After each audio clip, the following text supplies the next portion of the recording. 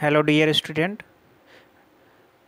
आपका अपने YouTube channel विद्यालयन classes में स्वागत है। डियर स्टूडेंट, हम लोगों ने पिछले लेक्चर में फंडामेंटल यूनिट ऑफ लाइफ के कुछ जो है बेसिक चीज़ें देख ली थी और टॉपिक्स के बारे में देख लिया था कि हम लोगों को टॉपिक्स में पढ़ना क्या क्या है। ठीक है, उसमें मैंने आपको पहला टॉपिक्स बताया था कि सेल का डेफिनेशन क्या है, उसमें पढ़ना है आपको। सेल है क्या, उसके बारे में पढ़ना है। ठीक है, तो उसको समझने से पहले आप ध्यान रखिए, इसको समझिए एक बात को कि जिस तरीके से हमारा जो एक घर तैयार होता है, एक घर तैयार होने के लिए ईंट की ज़रूरत होती है। छोटे छोटे ईंट से मिल कर के पूरा हमारा क्या बनता है, एक बड़ा का घर बन जाता है। एक बड़ा सा क्या बन जाता है, घर बन जाता है। उसी तरीके से हमारी जो बॉडी होती है, ये हमारी जो आप देख रहे हो पूरी बॉडी है, ये किससे मिलकर बना है। जो smallest unit of our body क्या हो जाएगा, सेल हो जाएगा। इसी सेल से मिलकर के जो है पूरी बॉडी का फॉर्मेशन होता है। मैंने आपको पिछले क्लास में बताया था कि सेल एग्रीगेट करता है। सेल जो है आपका क्या करता है, एग्रीगेट करता है, बना लेता है टिश्यू। सेल से क्या बन जाता है, टिश्यू बन जाता है। और टिश्यू से क्या बन जाता है, ऑर्गन बन जाता है। और ऑर्गन से क्या बन जाता है, ऑर्गन सिस्टम बन जाता है। ऑर्गन सिस्टम बन जाता है। और ऑर्गन सिस्टम से क्या बन जाता है, हमारी पूरी बॉडी बन जाती है। ठीक है, इस तरीके से तो हम बेसिकली देखें तो ये जो बॉडी है, बॉडी किस को फॉर्म कौन कर रहा है, organ system. But organ system को कौन फॉर्म कर रहा है, ऑर्गन कर रहा है। और इस ऑर्गन को फॉर्म करने वाला है टिश्यू। एंड टिश्यू बेसिकली किससे बना है, सेल से मिलके बना है। तो बहुत सारे जो है सेल्स आपस में एग्रीगेट करते हैं, सिमिलर फंक्शन और स्ट्रक्चर जो होता है सेम होता है, एग्रीगेट करके आपका टिश्यू बना लेता है। और टिश्यू एग्रीगेट मिल करके क्या बनाते हैं, ऑर्गन बनाते हैं। और ऑर्गन मिल करके आपका ऑर्गन सिस्टम बन जाता है। बहुत सारे ऑर्गन सिस्टम मिल करके आपके क्या बना लेते हैं, बॉडी का फॉर्मेशन करते हैं। ऑर्गन में मैंने आपको बताया था, जैसे आपका जो है माउथ हुआ, इस यहाँ से उसोफेगस, फिर उसके बाद जो है स्टमक, पेनक्रियाज और इस इंटेस्टाइन। ठीक है, उसमें भी लार्ज इंटेस्टाइन, स्मॉल इंटेस्टाइन, ये सभी ऑर्गन्स। और ये ऑर्गन्स पूरे आपस में जब इसको कंप्राइज किया जाएगा, एक साथ समराइज़ किया जाए, तो ये क्या हो जाएगा, ऑर्गन सिस्टम हो जाएगा। इसी तरीके से जो है आपका डाइजेस्टिव सिस्टम बना, जो कि एक ऑर्गन सिस्टम है। ऑर्गन से मिलकर बना हुआ system, that is called as organ system. बहुत सारे ऑर्गन मिल गए तो एक सिस्टम बना, जिसको बोल दिया ऑर्गन सिस्टम। ऐसे ही जो है हमारा सर्कुलेटरी सिस्टम बना होता है, ऐसे ही हमारा डाइजेस्टिव सिस्टम बना होता है, ऐसे ही हमारा क्या बना होता है, एक्सक्रीटरी सिस्टम बना होता है और रेस्पिरेटरी सिस्टम बना होता है। ठीक है, तो ये जो होती है पूरा मिल करके जो सिस्टम है, ऑर्गन सिस्टम मिल करके इस पूरी बॉडी को फॉर्म कर लेते हैं। ठीक है, अब देखिए बात करते हैं डेफिनेशन की।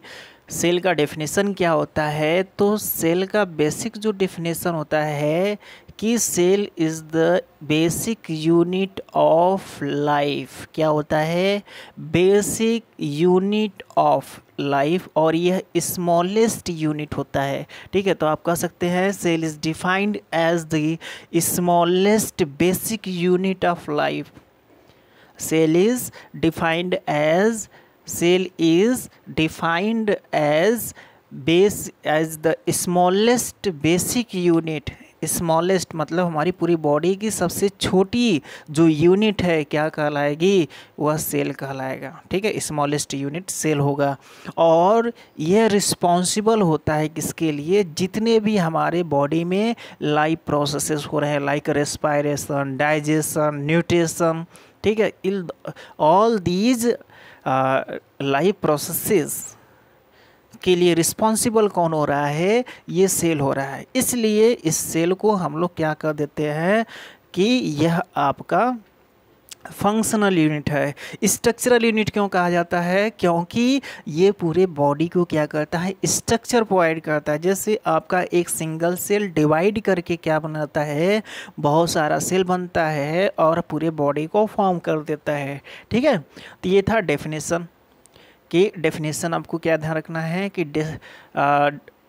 It is the smallest basic unit of life that is responsible for all life processes. ठीक है, उसके बाद बात करते हैं कि व्हाट इज़ सेल। एक्चुअली ये सेल है क्या?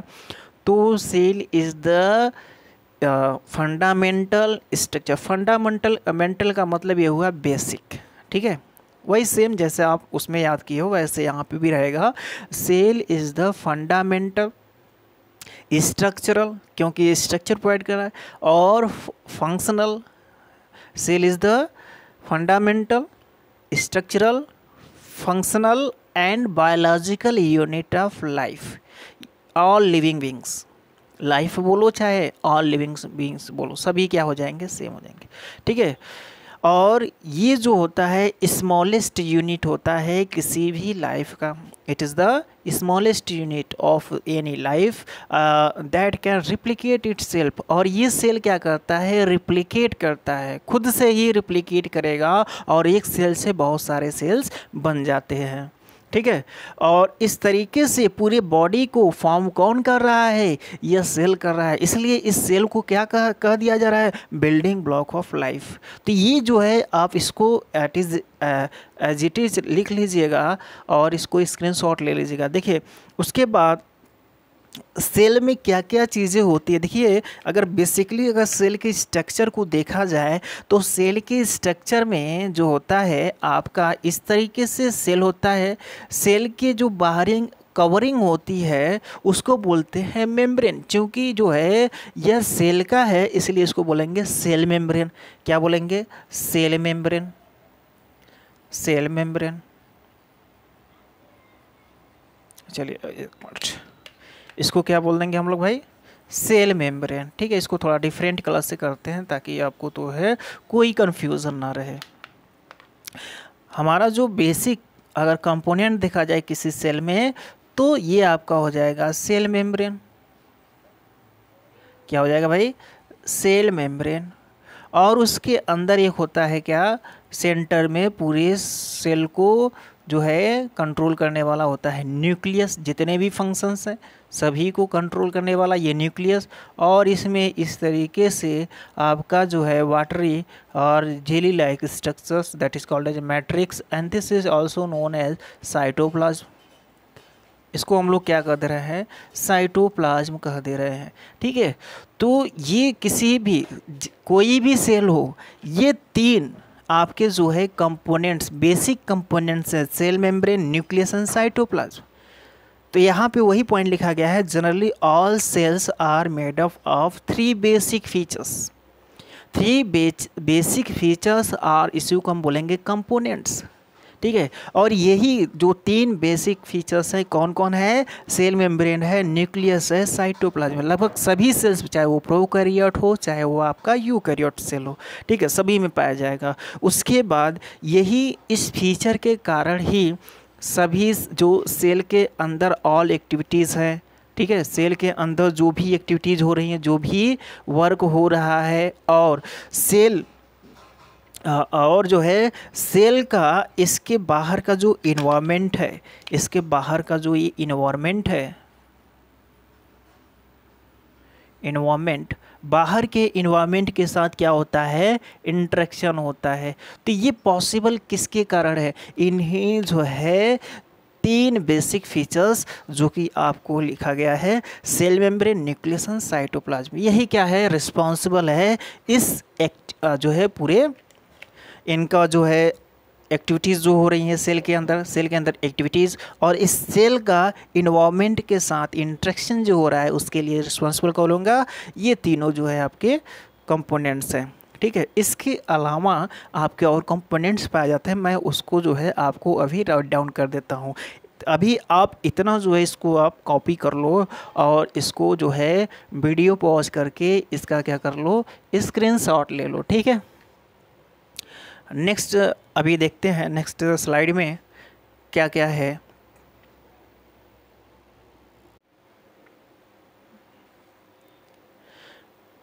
देखिए मैंने आपको बताया था कि जो बेसिकली सेल्स होते हैं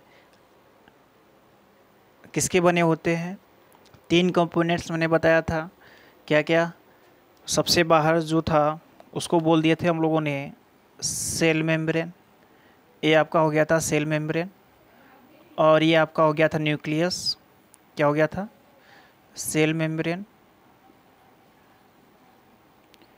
सेल मेम्ब्रेन, ये आपका न्यूक्लियस, और इसमें हो गया आपका साइटोप्लाज्म। ठीक है, इसके अलावा ये जो साइटोप्लाज्म है, साइटोप्लाज्म, तो cell membrane, nucleus and cytoplasm के अलावा भी सेल के अंदर क्या थे, कुछ स्पेसिफिक टाइप के कंपोनेंट्स हैं जिसको क्या कह दिया गया था, सेल ऑर्गेनेल्स कह दिया गया। क्या कह दिया गया, सेल ऑर्गेनेल्स कह दिया गया। और ये जो सेल ऑर्गेनेल्स होते हैं इस सेल के अंदर कहाँ पे होते हैं, इस साइटोप्लाज्म के अंदर होते हैं। तो मैंने यहाँ पे आपको क्लियर कट लिखवा दिया है कि ये जो सेल ऑर्गेनेल्स होते हैं साइटोप्लाज्म में होते हैं, किसके, सेल के साइटोप्लाज्म में होते हैं।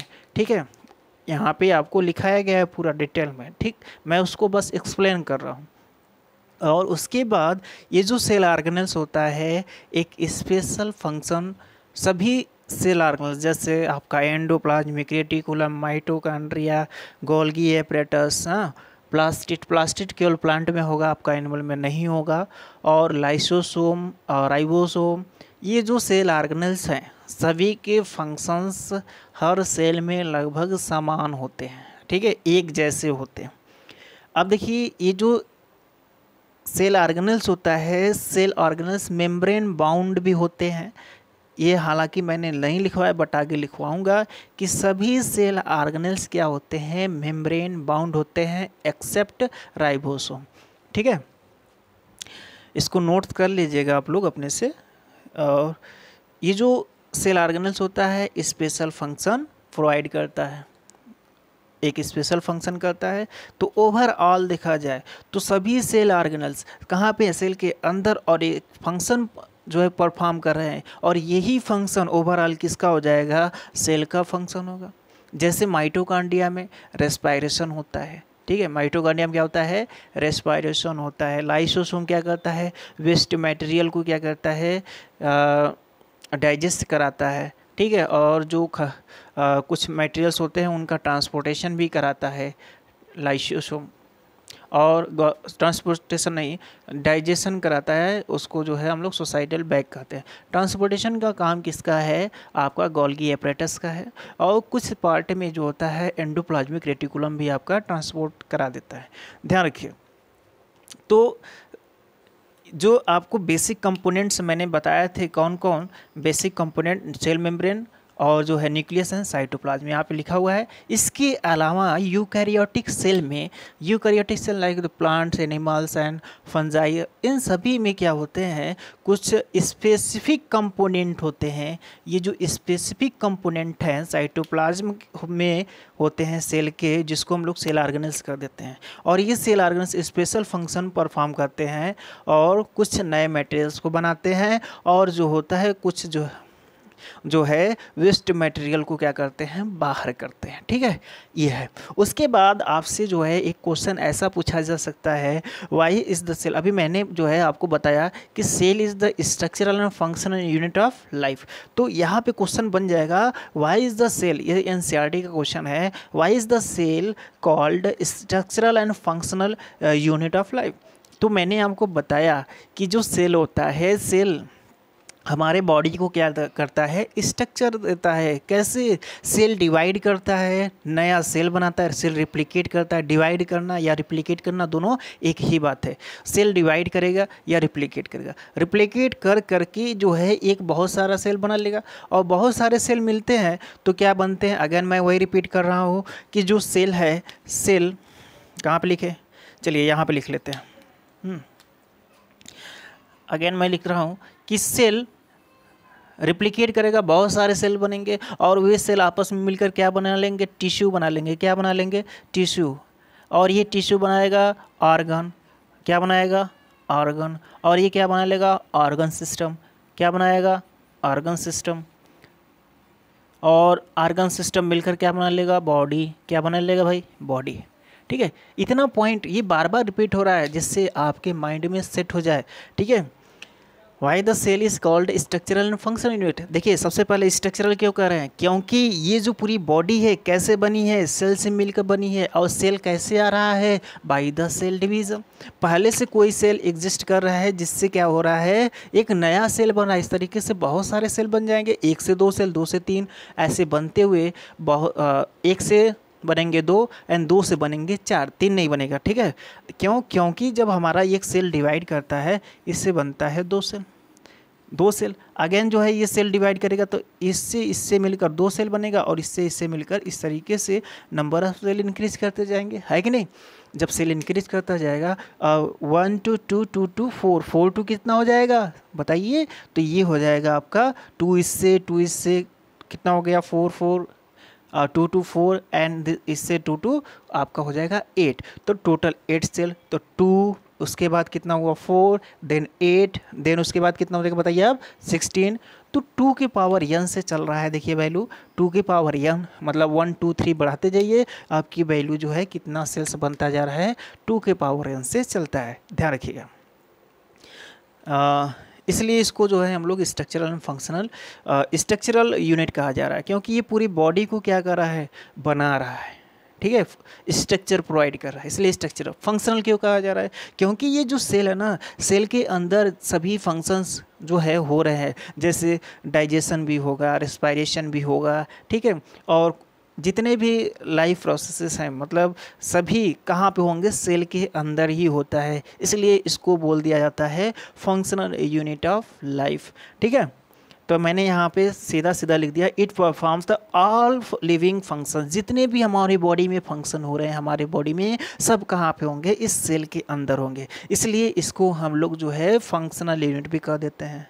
ठीक है, इतना जो है आप ध्यान रखिएगा और इसको स्क्रीनशॉट ले लीजिए और इसको नोट्स पे बना लीजिए। ठीक है, इम्पॉर्टेंट मैंने ये जो बनाया है आपको, ये इम्पॉर्टेंट नहीं है, आपको समझाने के लिए बनाया गया है। आप जो है जितना लिखाया गया बस उसको जो है राइट डाउन कर लीजिए और इस लिखाए गए पोर्शन को आप समझिए। एक बार नहीं समझ में आ रहा है, दूसरी बार देखिए आपको समझ में आ जाएगा।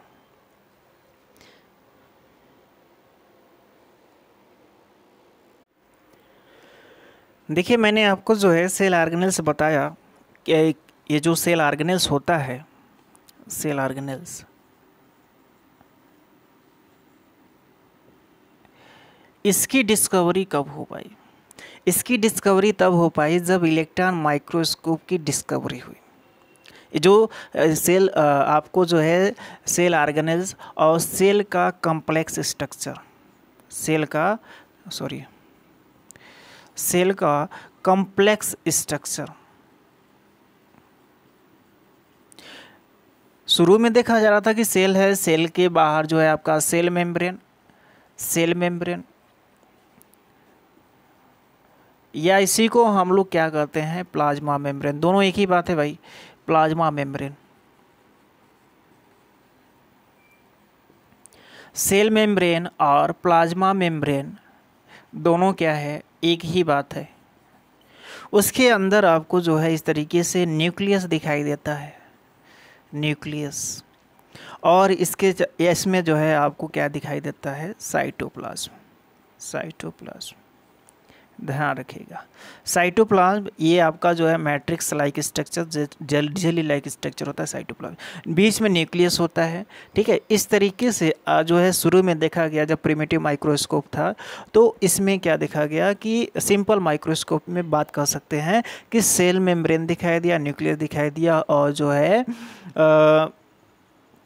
साइटोप्लाज्म दिखाई देता है। लेकिन जब जो है आपका इलेक्ट्रॉन माइक्रोस्कोप आया, इलेक्ट्रॉन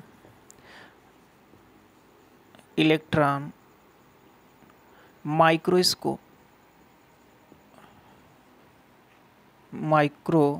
माइक्रोस्कोप कब आया था?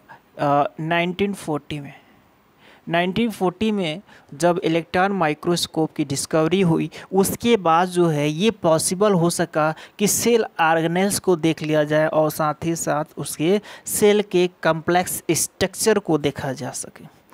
तो सेल का जो कॉम्प्लेक्स स्ट्रक्चर है उसको इलेक्ट्रॉन माइक्रोस्कोप से ही देखा गया, ठीक है, जिसमें हम लोग प्लांट के सेल के बारे में और एनिमल के सेल के बारे में पूरा डिटेल में देखेंगे। ये चीज़ इतना था, इसको बात को समझिए, ठीक है। तो सेल ऑर्गेनेल्स होता क्या है आप समझ लीजिए कि एक स्पेसिफिक कंपोनेंट होता है within the cytoplasm of cell and that is responsible for the special function. और this cell organelles are the membrane bound cell organelles. Membrane bound होते हैं, क्या होते हैं? ये सभी मेम्ब्रेन बाउंड होते हैं, ठीक है। उसके बाद बात करते हैं discovery of cell. Discovery of cell को देखने से पहले हम लोग क्या देखेंगे, एक निमोनिक्स देख लेते हैं, जिससे कि आपको जो है आसान हो जाएगा लर्न करने में, ठीक है। देखिए,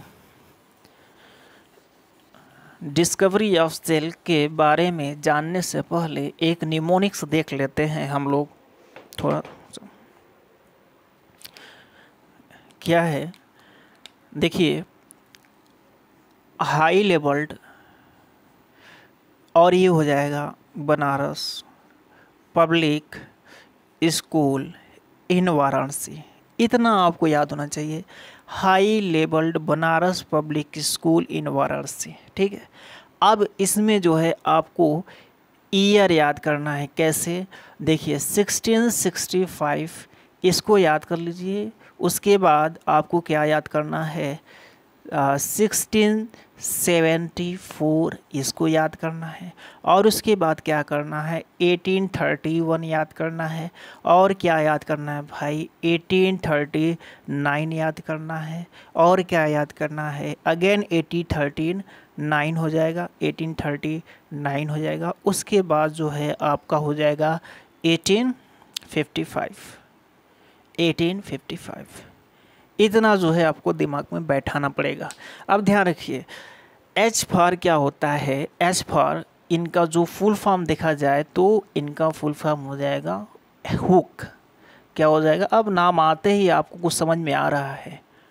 और इनका लेवेनहॉक, एंटनी वॉन लेवेनहॉक, तो मैं केवल चलिए अच्छा शॉर्ट में लिख देते हैं, ए भी लेवेनहॉक, लेवेनहॉक, ए वी लेवेनहॉक। और बी फॉर होता है ब्राउन। क्या होता है? रॉबर्ट ब्राउन, ठीक है, रॉबर्ट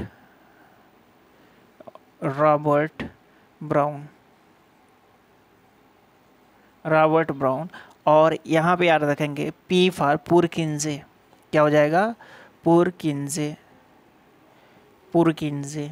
और एस फॉर होता है मैथियस स्लाइडन एंड सॉन, स्लाइडन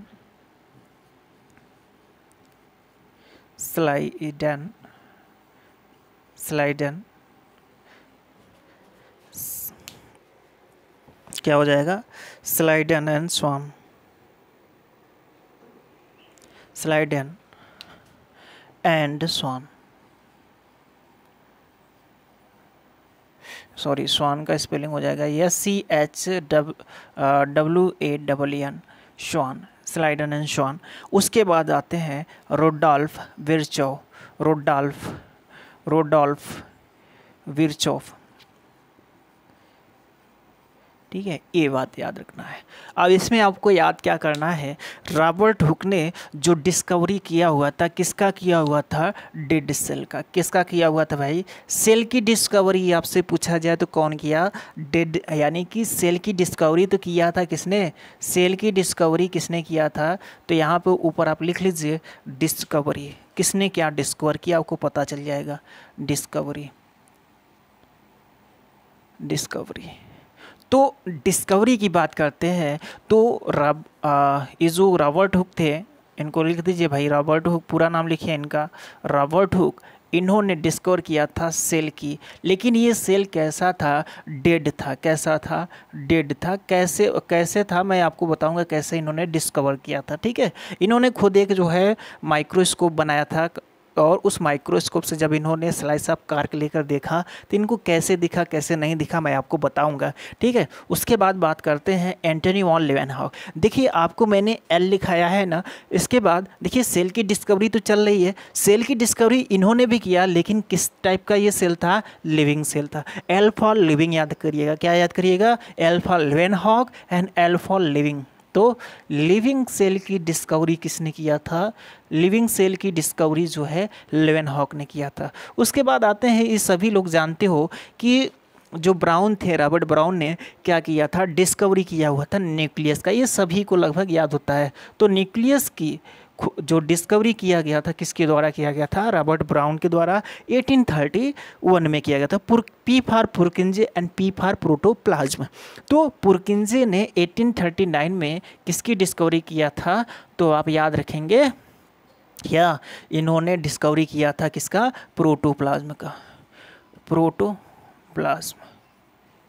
ठीक है, ये प्रोटोप्लाज्म की डिस्कवरी किए हुए थे। ठीक है, और बात करते हैं स्लाइडन एंड स्वान की बात करते हैं। स्लाइडन देखिए, आपको याद क्या करना है, 1839 में स्वान ने दिया था। 1839 में स्वान की थ्योरी आई थी, और स्वान से पहले आने वाला कौन था, स्लाइडन। तो इसमें जो है 1839 के पहले क्या आता है, 38। तो 1838 में स्वान ने जो है सेल थ्योरी दिया हुआ, सॉरी स्लाइडन ने सेल थ्योरी दिया था, किसके लिए, प्लांट के लिए। इन्होंने जो है प्लांट के लिए दिया हुआ था सेल थ्योरी। ठीक है, इन्होंने प्लांट के लिए सेल थ्योरी दिया था, और ये दिए थे एनिमल के लिए सेल थ्योरी। किसके लिए दिए थे, एनिमल के लिए। और इसको कैसे याद करना है, आप लोग समझो बात को। इसको याद ऐसे करना है कि श्वान, श्वान मतलब होता है क्या, श्वान का मतलब हंस भी होता है, और श्वान का मतलब डॉग यानी कुत्ता भी होता है। तो ये दोनों क्या है, एनिमल है। इसलिए जो है स्वान से आप याद करो कि एनिमल, कुत्ता जैसे है, स्वान जो है संस्कृत में साथ स्वान का मतलब होता है क्या, कुत्ता, और हिंदी में स्वान का मतलब होता है हंस। तो इससे आप जो है याद रखिएगा कि ये एनिमल का एनिमल सेल थ्योरी किसने दिया। देखिए याद रखिएगा क्या, सेल थ्योरी, इन्होंने दिया था सेल थ्योरी, सेल थ्योरी। तो इसमें सेल थ्योरी में दो सेल थ्योरी हो जाता है, एक एनिमल के लिए और एक प्लांट के लिए। एनिमल के लिए किसने दिया, स्वान ने दिया। किस कब दिया था, 1839 में, और जबकि स्वान स्लाइडन ने 1838 में जो है प्लांट के लिए सेल थ्योरी दिया था। ठीक है, उसके बाद बात करते हैं रोडोल्फ विर्चोव। रोडोल्फ विर्चोव ने जो है, इन्होंने भी सेल थ्योरी दिया था, लेकिन इनके सेल थ्योरी को एक्सप्लेन कर दिया था। इन्होंने कहा कि ये जो सेल आ रहे हैं ऐसे ही थोड़ी आ रहे हैं, सेल कहाँ से आ रहे हैं, पहले से कोई सेल है एग्जिस्ट कर रहा है, उसी से यह सेल आ रहा है। तो सेल थ्योरी इन्होंने भी दिया, लेकिन उसमें कंडीशन क्या था, सेल थ्योरी इन्होंने भी दिया, लेकिन इसमें कंडीशन ये है कि cells are arising from free existing cell. All cells, all living cells, all living cells are arising from pre-existing cell, pre-existing cell। तो पहले से जो सेल है उनसे ये जो है आपका सेल एराइज होता है।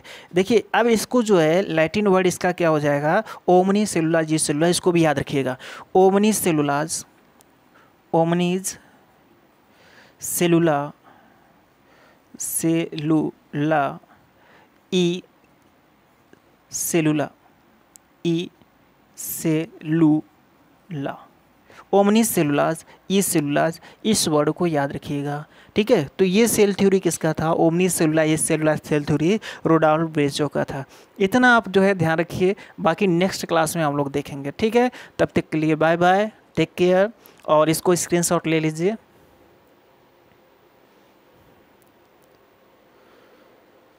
नेक्स्ट क्लास में हम लोग जो है इसके बारे में डिटेल में देखेंगे।